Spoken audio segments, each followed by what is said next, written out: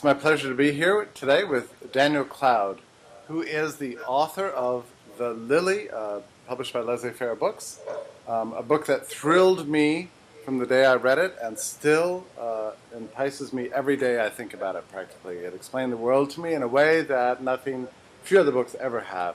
So welcome, Professor Cloud. Thank you. So tell me a little bit about... maybe let me ask you start with an implausible question. What about the organization of the book?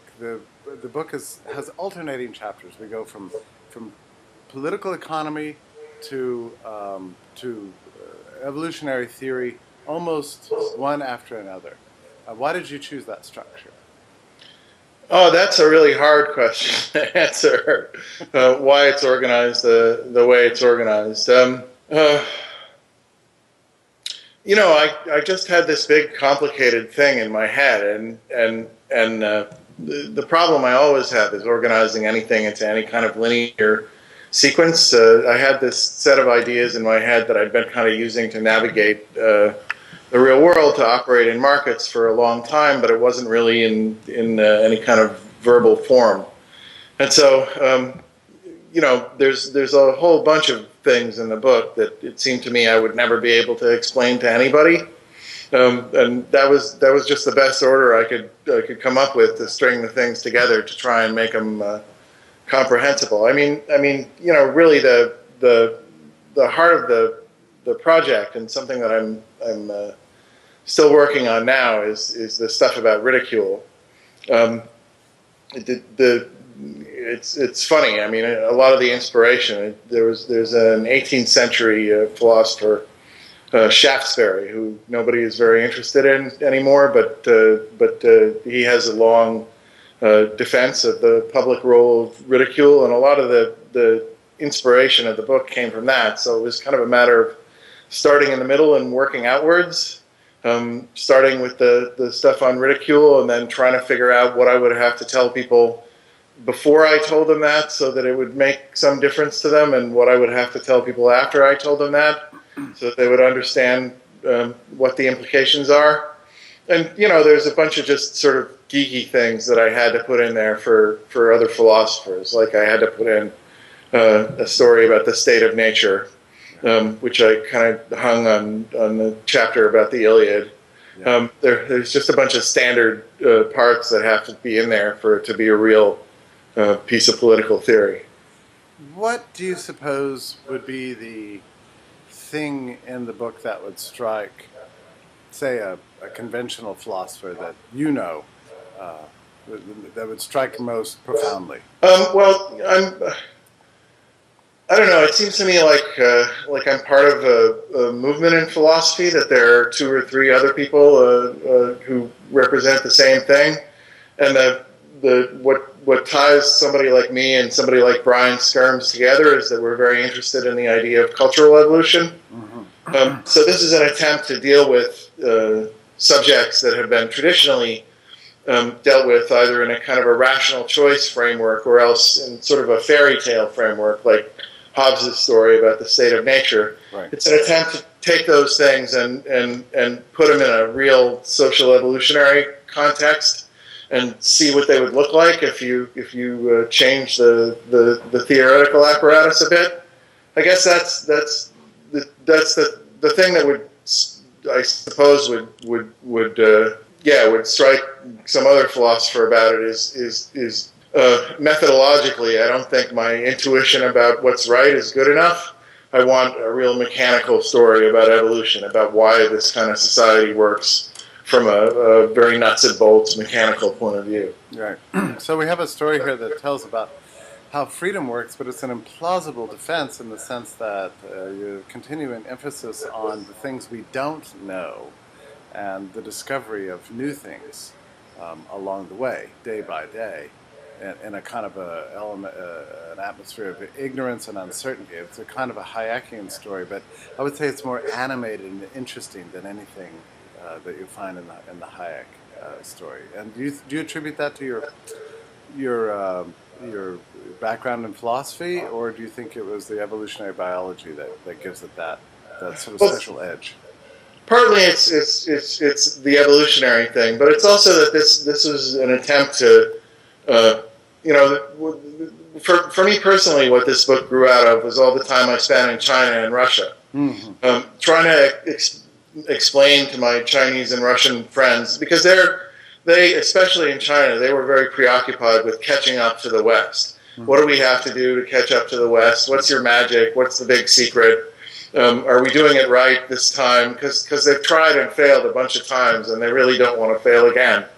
And you know, so people would ask me just in fairly casual situations on trains and so on. So what is it that you think is so great about Western civilization? What's your secret? And I didn't really have an answer to that question, and I looked at the standard answers, a lot of which were several hundred years old, and they didn't seem completely convincing to me. I like Locke, but when you know what it really boils down to, Locke's story is that free people work harder, and there were people in China when I was there who were working pretty hard.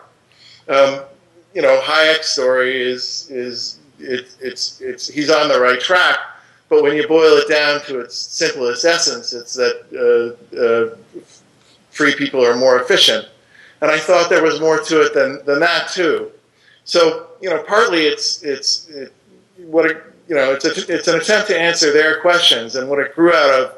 That means that it's very rooted in what they didn't achieve during the era of central planning. What they see themselves, what China and Russia, you know, see as having gone wrong for them during the Soviet era or the era of central planning, is that they fell further and further behind the West technologically. And neither of the standard stories about why planned economies don't work, the incentive story and the coordination story, neither of those really explain why a planned economy should be expected to fall further and further behind technologically. So, you know, I looked around for a long time to find some reason why that should be so, and what I eventually found was this very nice explanation by Frank Knight about why a free society does make rapid technological progress. That was kind of the missing piece that I had to search for 20 years, was Knight's story about uncertainty, and the difference between uncertainty and risk. And then, you know, I think the thing about the book I ended up with is that it would actually be useful to my friends back in Russia and China if they wanted to think about what else do we have to do to our societies to really finally catch up to the West. This is a fairly good explanation of what's missing from their attempt so far, and why the parts that seem unimportant to them are really kind of essential. What you kept getting in China was, do we really have to have all these human rights? Because some people complain a lot, and that's so annoying. Can't we just have all the technology and all the engineering and all the science and stuff without all these irritating people who complain and criticize us and say that China isn't perfect? And you know, my instinct about it, even at the time when I was 27 years old, riding around on a train in China, was, no, you got to have all that stuff. It may not look essential, but it's really important. And what I think is nice about the book, and maybe why it comes across as a bit fresh, is that I really feel like I found an answer for this urgent question that bothered me for a long time. Why is that stuff? I mean, it's morally necessary, but why are individual rights and the rule of law, why is that necessary from a practical point of view? And the answer is that it permits play and discovery and constant and relentless, unrelenting day-by-day trial and error and discovery of things that are not known. It allows us to work out our ignorance in the real world. And the technology, the nature of technological change is that it creates new situations that nobody's ever seen before. Yeah. And they're, you know, that have never occurred before in the existence of the human race. And the great human triumph all through our history, going back to the Stone Age, has been the ability to take completely new things and figure out what to do with them, figure out how to integrate them into our existing way of approaching things. the modern era is just being human sort of carried to its logical extreme. Things are changing more rapidly now than they've ever changed before, but what we're really all about as a creature is change. And finally figuring out that the essence of modernity is disruption, is uncertainty, and that's actually where all of the profit, that's where all the growth is coming from.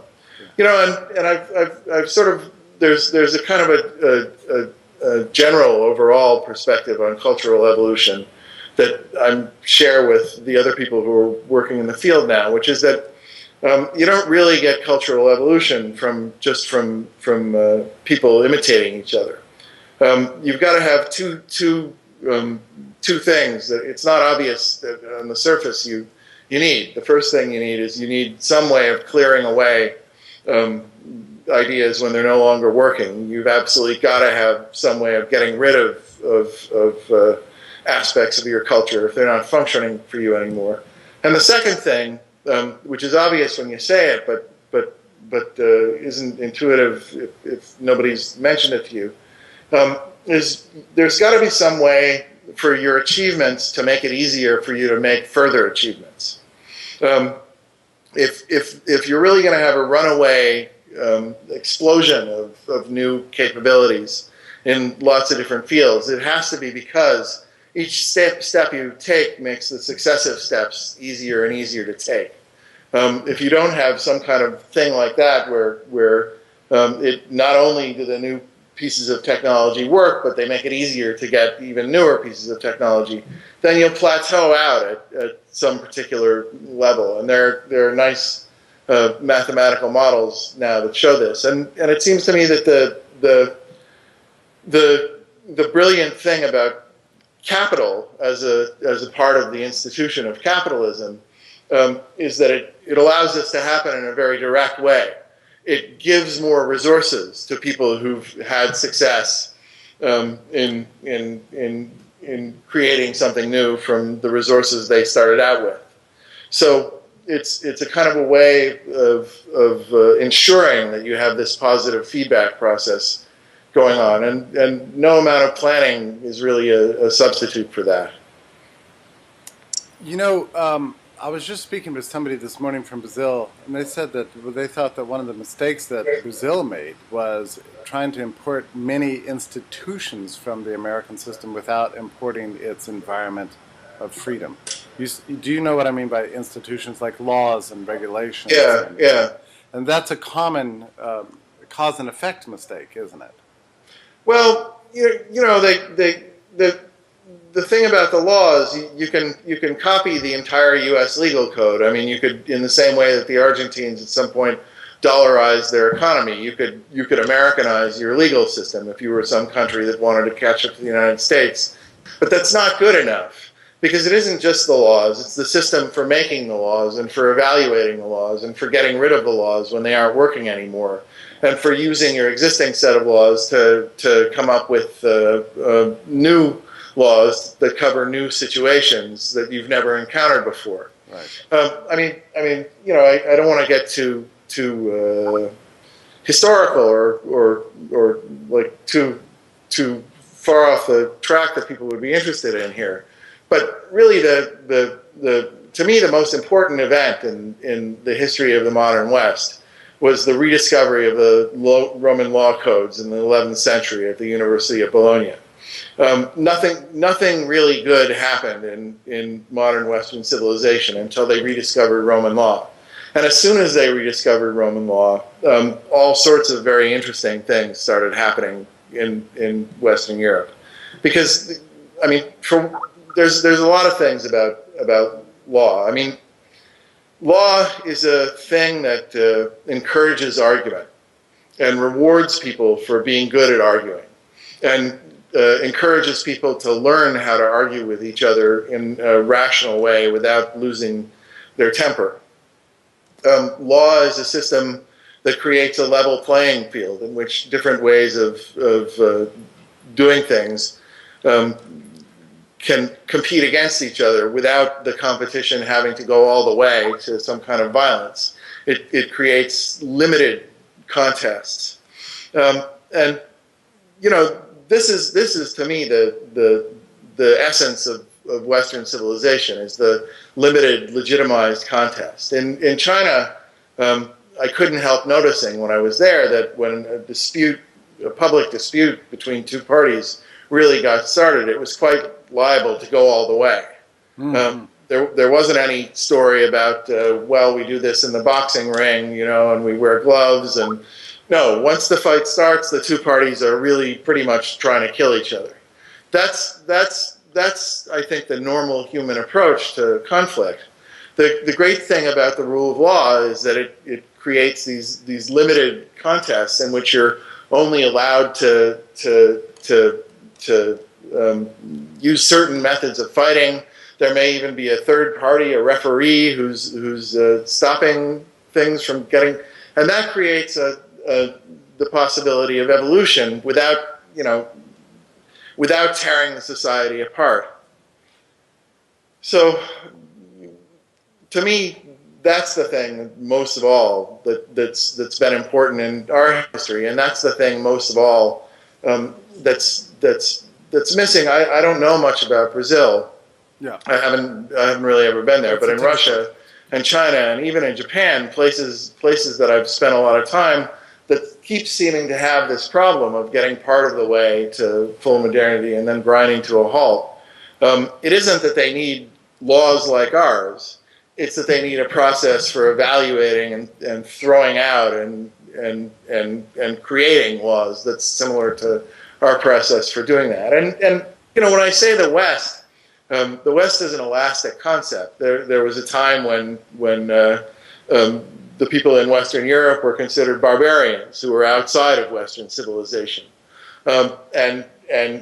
it's not a geographical category, and it's not some particular group of people. It's a set of ideas and institutions that have spread around the world and have been useful to various groups of people. It seems to me that there's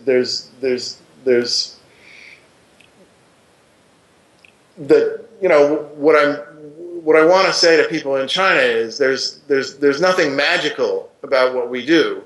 All you would have to do is accept that you have to have certain kinds of disputes be legitimized and occur within bounds. But if you don't make that final step, you're never going to beat us. Mm-hmm. Yeah. You're never going to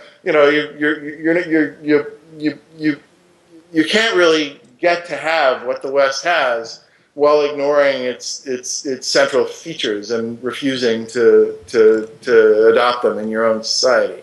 As I've read your book, I found within it a great deal of that had a great deal of explanatory power over the way the internet has evolved over, say, the last 10 years, with this kind of spontaneous, daily creativity and these. The ordering process, the extended order that seems to be, globalized and organized without any central control, and this constant trial and error that's going on in the development. Would you say that that's the case? At least that's what I kept returning to in my own mind as I read. Well, yeah, the internet is just a further acceleration of this already accelerating process. It's the perfect level playing field for this kind of evolutionary struggle. And the great thing about it is that the great thing about it is that it levels the playing field. That entrenched power is much less important on the internet than it was before the internet came along. The more things come down to just one person and a laptop, the more you really can have the full contest of ideas in the ideal sort of way. And so it's part and the book was kind of an experiment. I mean, philosophers don't. It's not really the tradition in American philosophy after the Second World War to write books that are aimed at that are supposed to be interesting to lots of different kinds of people. They tend to be for fairly specialized audiences. But I thought, well, the internet, and the ebook, this is the perfect medium for philosophy, actually. It's a medium in which we can say whatever we want to. We don't have to think about who we're offending or who we're pleasing, and you know, if the audience for the sorts of things that we want to write is pretty scattered, that doesn't matter. The internet is the perfect instrument for reaching sort of large but thinly scattered audiences. So the style of the book, you know, what I'm trying to do is speak directly to the citizen about his rights, rather than speaking about the citizen's rights behind his back to some other expert, some fellow expert. Yeah. And the internet allows me to do that in a way that I couldn't possibly have done even 5 years ago. 5 years ago, I would have had to, like, you know, our whole collaboration is something that couldn't have occurred. That's right. In 5 or 10 years in the past. So to me, there's you know, so there's this tremendous liberating force that's acting on everybody in the world, and at the same time, the West is and you know, so I when I travel, I run into people in Africa and in Asia who want what we have and are completely smart enough to get it for themselves. But I guess that's sort of a pet peeve of mine, is that the West is very bad at explaining itself. Yeah. Our explanations tend to come in two varieties. They're either, oh, we're not so great. Every civilization is equally great. You know, don't, which is sort of patronizing.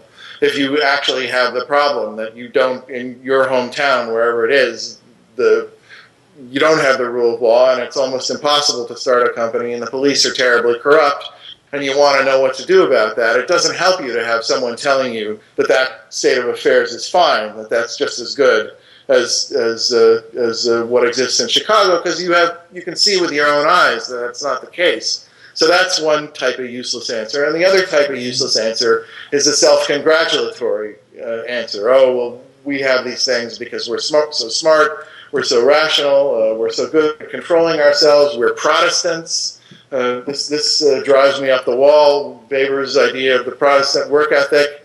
You know, that's nothing to tell a Buddhist who's trying to figure out how to have a good system in his hometown of Colombo, Sri Lanka. So, you know, what you really need is what I thought the book did was it looks at Western civilization from the outside, and it answers the kinds of questions about Western civilization that an outsider would naturally need to have answered. And it you know, I'm not trying to present a rosy, flattering picture. I'm not trying to present an extremely negative picture that patronizes that guy. In some way, I'm trying to give that guy an instruction kit.